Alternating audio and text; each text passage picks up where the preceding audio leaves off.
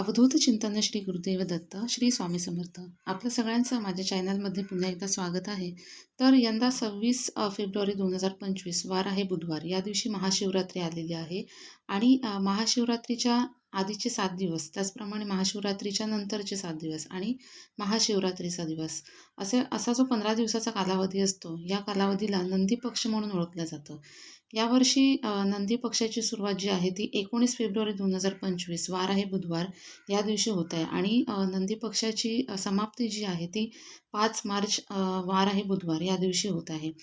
या 15 दिवसाच्या कालावधीमध्ये शिवतत्व जे आहे ते पृथ्वीवरती हजारो पटीने जागृत असतं असं म्हटलं जातं. त्यामुळे बघा आपल्याला ह्या 15 दिवसांमध्ये ही सेवा जी आहे ती करायची आहे. सेवा काय आहे तर बघा अगदी सोपी अशी सेवा आहे. भगवान शंकर हे सांब सदाशिव आहेत. ते भक्तांच्या एका हाकेला धावून येणारे आहेत. आपण जी कोणती भगवान शंकरांची मनोभावे सेवा करतो ते आपल्या मनातील इच्छा पूर्ण करतातच. तर आपल्याला ह्या 15 दिवसांमध्ये शिवपंचाक्षरी स्तोत्रमचं पठण करायचं आहे. आता हे पठण करायचे नियम कोणते आहेत ते जाणून घेऊयात.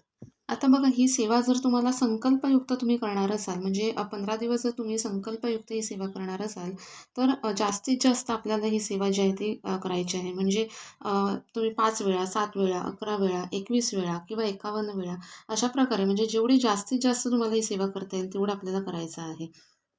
त्याचप्रमाणे बघा तुम्हाला एकाच बैठकीमध्ये बसून, म्हणजे तुम्ही जर 11 वेळा किंवा 21 वेळा किंवा 51 वेळा स्तोत्राचं पठण करेन अशा प्रकारचा जर संकल्प केलेला असेल तर तुम्हाला एकाच बैठकीमध्ये हे स्तोत्राचं पठण जे आहे ते करायचं आहे. वेळ कोणतीही असू दे, कारण बघा भगवान शंकराची सेवा करण्याचा उत्तम वेळ जी आहे ती म्हणजे प्रदोषकाळ असतो. त्यामुळे तुम्ही सकाळी करा, दुपारी करा, संध्याकाळी करा, चालेल. पण एकाच बैठकीमध्ये आपल्याला ह्या स्तोत्राचं पठण, म्हणजे तुम्ही जर 11 वेळा, 21 वेळा किंवा 51 वेळा म्हणणार असाल तर एकाच बैठकीमध्ये बसून तुम्हाला हे स्तोत्राचं पठण जे आहे ते पूर्ण करायचं आहे.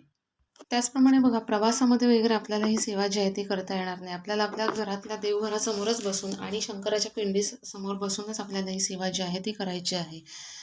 आणि तुम्ही जर संकल्पयुक्त करणार नसाल तर मग तुम्ही कसं आहे, म्हणजे जर सकाळी 2 वेळा, संध्याकाळी 3 वेळा किंवा मग सकाळी 6 वेळा, संध्याकाळी 5 वेळा अशा प्रकारे वाचलात तरी चालेल. जर संकल्पयुक्त करणार नसाल तर फक्त तुम्हाला सेवा करायची, उपासना करायची आहे म्हणून जर करणार असाल तर मग तुम्ही एका बैठकीत नाही केली स्तोत्राचं पठण तरी चालेल. पण जर संकल्पयुक्त करणार असाल तर तुम्हाला एकाच बैठकीत संपूर्ण स्तोत्र जे आहे ते पठण करावं लागेल. म्हणजे 21 वेळा, 51 वेळा तुम्ही जो काही संकल्प केलेला आहे तो सगळा तुम्हाला एकाच बैठकीमध्ये पूर्ण करायचा आहे.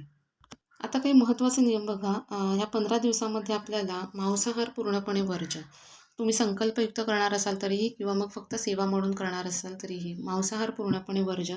त्याचप्रमाणे परान्न देखील बंद. बाहेरचं आपल्याला काहीच खायचं नाही आहे आणि त्याचप्रमाणे ब्रह्मचर्याचं पालन देखील आपल्याला करायचं आहे. आता बघा मासिक धर्म आला, सुतक असेल तर ते 4 दिवस आपल्याला थांबायचं आहे. त्यानंतर तुम्हाला जेवढं होईल, म्हणजे 5 मार्चपर्यंत तोपर्यंत तुम्हाला ही सेवा जी आहे ती करायची आहे. आणि तुम्ही जर कुठे बाहेर म्हणजे गावी जाणार असाल तर तुमची संकल्पयुक्त जर सेवा असेल तर बघा त्या गावामध्ये जर भगवान शंकराचं मंदिर असेल तर मग शंकराच्या मंदिरात जाऊन तुम्ही ही सेवा जी आहे ती करू शकता. तसंही चालेल, पण कोणाच्या घरी तुम्ही करू नका, मंदिरात जाऊन करू शकता. आणि बघा ज्यांना हा व्हिडिओ उशिरा मिळालेला असेल किंवा उशिरा पाहिला असेल तुम्ही हा व्हिडिओ, तर तुम्हाला नंतरचे जेवढे दिवस मिळतील तेवढे दिवस तुम्ही ही सेवा करण्याचा प्रयत्न करा. फक्त महत्त्वाचे जे नियम आहेत ते आपल्याला आवर्जून पाळायचे आहेत. आणि ही अत्यंत प्रभावी अशी सेवा आहे. जेवढी जास्त तुम्हाला करता येईल तेवढी ही भगवान शंकराची सेवा जी आहे ती तुम्हाला करायची आहे. तुम्हाला नक्कीच चांगला अनुभव ही सेवा जी आहे ती देऊन जाईल. व्हिडिओतली माहिती जर तुम्हाला आवडली असेल तर व्हिडिओला लाईक करा आणि अशाच व्हिडिओसाठी चॅनलला सबस्क्राईब देखील करा. धन्यवाद.